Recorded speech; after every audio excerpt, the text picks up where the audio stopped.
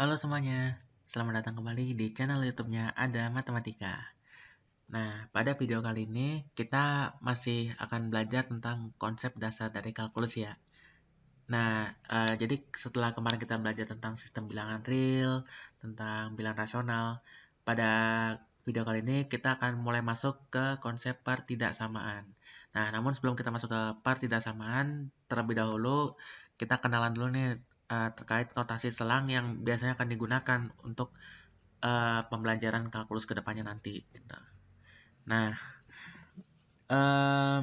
yang pertama di sini aku mau ngasih tahu nih kalau interval itu ada dua jenis. Yang pertama ada interval terbuka. Nah, jadi kalau interval terbuka ini bentuknya adalah X-nya lebih besar dari A dan X-nya kurang dari B. Maknanya apa sih? Berarti nilai X ini berada di antara A dan B. Namun dalam hal ini, A dan B ini dia tidak termasuk ke dalam nilai X-nya gitu. Nah, kalau misalkan interval tertutup, dia bentuk umumnya yaitu X lebih besar atau sama dengan A dan X-nya kurang dari atau sama dengan B. Yang memiliki makna nilai X ini dimulai dari A sampai dengan B. Dalam hal ini A sama B-nya itu masuk. Ya, seperti itu ya. Itu namanya jenis interval.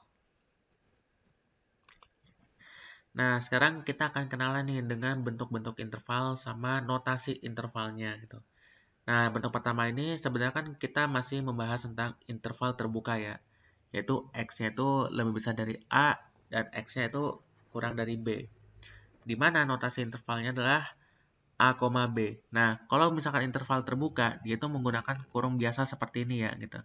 Pakai kurung biasa gini, dimana kalau kita gambarkan garis bilangannya, nah biasanya kalau misalkan dia tidak ada tanda sama dengan, dia bulatan biasa gini aja, dan nanti daerah penyelesaiannya adalah ini, atau himpunan penyelesaiannya adalah yang ini ya gitu, yang ada di sini, yaitu yang aku arsir. Nah, selanjutnya ada bentuk keduanya seperti ini. Nah, bentuk kedua ini kan sebenarnya kan bentuk dari interval tertutup kan ya. Nah, kalau misalkan tadi di interval terbuka dia bentuknya kurung biasa seperti ini. Namun kalau misalkan di bentuk kedua ini atau interval tertutup ini, dia notasi interval itu berupa kurung siku. Kurung siku dari A, B. Nah, kalau kita gambarkan garis bilangan, nah kalau tadi kan A sama B ini dia bulatan gitu doang ya. Cuma kalau misalkan interval tertutup, dia bulatannya bulatan penuh kayak gini. Nah, kayak gini. Ini juga kayak gini. Nah, nanti himpunan penyelesaiannya adalah yang ini. Yang di tengah-tengahnya ya gitu.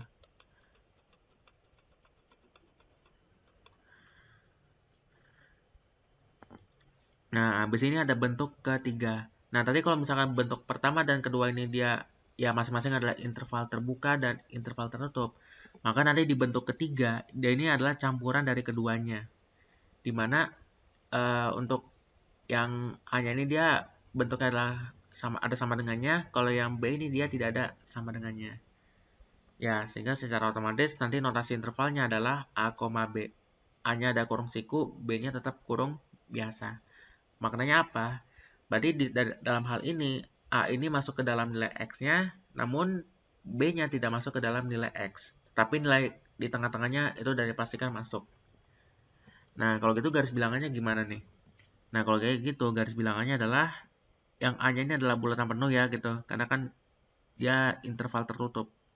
Namun pada saat di B-nya dia adalah bulatan biasa aja kayak gini. Nah, seperti ini. Nah, kayak gini. Nah, gitu. Nah, kalau bentuk keempat ini kebalikannya aja sih sebenarnya nih, yaitu A-nya nggak masuk ke nilai X, terus B-nya masuk ke nilai X, tapi di tengah-tengahnya udah dipastikan masuk. Nah, bentuk notasi intervalnya adalah seperti ini. A-nya dia bentuk kurung biasa, berarti kan nggak masuk A-nya, sedangkan karena B-nya masuk, otomatis B-nya ini dia berbentuk kurung siku, kayak gini. Kalau kita gambarkan garis bilangannya, berarti apa ini? Berarti kan ini bulatan biasa aja ya gitu. Sedangkan B-nya ini yang bulatan penuh karena dia tertutup. Gitu. Nah, kita gambarkan lagi deh. Himpunan penyelesaiannya adalah yang ada di tengah-tengah sini. Nah, sama nilai B-nya juga masuk ya gitu. Nah, tadi kalau dibentuk 1, 2, 3, dan 4, itu ada nilai A sama B. Nah, di bentuk kelima ini dia hanya ada satu nilai. Seperti ini. Yaitu X-nya kurang dari B. Nah, kalau misalkan X-nya kurang dari B, otomatis kan batas atasnya kan masih ada kan ya. Pokoknya B gitu. Tapi dia bentuknya interval terbuka. Nah, namun dalam hal ini karena X-nya kurang dari B, kita kan nggak tahu nih ujung sebelah kirinya itu ada di mana. Dan bisa jadi malah tidak ada ujungnya sama sekali gitu. Oleh karena itu notasi intervalnya yang untuk di sebelah sininya adalah negatif tak hingga atau bilangan tanpa ujung yang ada di sebelah kiri gitu. Nah, sehingga kalau kita gambarkan garis bilangannya jadi seperti ini ya gitu. Nah, kayak gini. Pokoknya dia masih lanjut terus sampai entah mana gitu. Begitu halnya di bentuk ke-6. Dia hanya menambahkan sama dengan. Berarti tinggal gini aja ya. Kita bulatan penuh. Nah, ke sini. Nah, B-nya tutup kurung siku, tapi minta hingganya. Kenapa dia tetap kurung biasa? Karena ingat aja, kita kan nggak punya ujung gitu kalau di sebelah kiri itu. Nah, tapi kalau misalkan kita tambahkan kurung siku kayak gini, berarti kan otomatis dianggap kalau minta hingga itu adalah ujung bilangan. Padahal minta hingga itu dia sebenarnya bukan bagian dari bilangan real gitu. Otomatis dia tetap kurung biasa untuk minta hingganya. Nah, di bentuk ketujuh, ini sebaliknya ya. Berarti kita ngomongin yang lebih besar dari A. Otomatis nanti garis bilangannya adalah seperti ini. Nah, dengan notasi intervalnya itu adalah A-nya kurung biasa aja kan ya. Sedangkan tahingganya ya tetap kurung biasa. Karena kan bilangan ke kanan itu kan nggak ada ujungnya juga. Gitu. Begitu juga di bentuk ke-8. Bentuk ke-8 ini yang A-nya ini dia termasuk ya berarti tertutup. Tapi yang tahingganya dia karena nggak ada ujung, otomatis dia tetap pakai kurung biasa. Gitu. Nah, kayak gini. Nah, terakhir di bentuk ke-9 ini adalah himpunan bilangan real. Nah, bilangan real itu kan kemarin mencakup apa aja sih? Himpunan bilangan asli, himpunan bilangan bulat, himpunan bilangan rasional, dan himpunan bilangan irrasional. Yang kita nggak tahu berapa banyak sih anggota himpunan bilangan real gitu. Baik dari ujung kiri maupun ujung kanan gitu. Otomatis karena kita nggak tahu sama sekali, notasi intervalnya adalah dari negatif tak hingga sampai tak hingga. Sehingga untuk himpunan penyelesaiannya itu dia ada di semua bilangan gitu ya. Semua bilangan real di sini.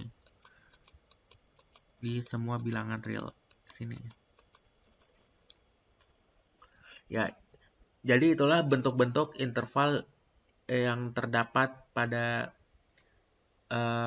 yang kita pelajarin ini. Baik, cukup sekian untuk video kali ini. Semoga bermanfaat. Sebelum aku tutup video ini, seperti biasa ya, jangan lupa di like dan komen video ini, serta buat yang belum subscribe dan share, jangan lupa juga dilakuin untuk menonton video-video pembelajaran lainnya. Kalau gitu, terima kasih sudah menonton dan mohon maaf apabila terdapat kekurangan dalam penjelasan. Terima kasih dan sampai ketemu lagi di video yang akan datang. Dadah!